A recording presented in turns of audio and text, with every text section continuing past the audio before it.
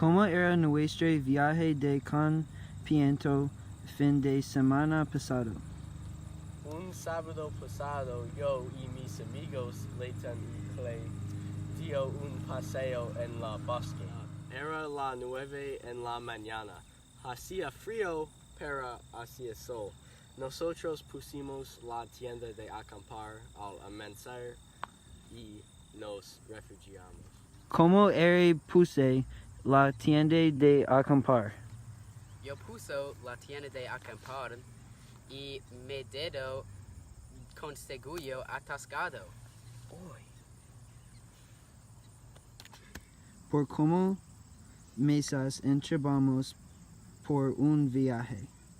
Nosotros nos entrenábamos para un viaje por 3 meses. La naturaleza estaba muy hermosa. Un oso largo. Nosotros teníamos que correr rápidamente. Me sentí muy nervioso. Yo pude ir a mi casa.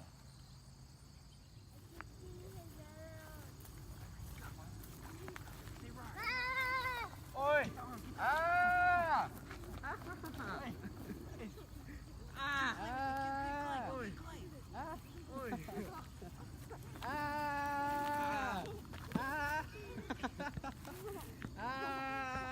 Un oso me rompí mi brazo y me rompí mi pie. Yo no pedía camping nunca más. Igualmente. Íbamos al hospital.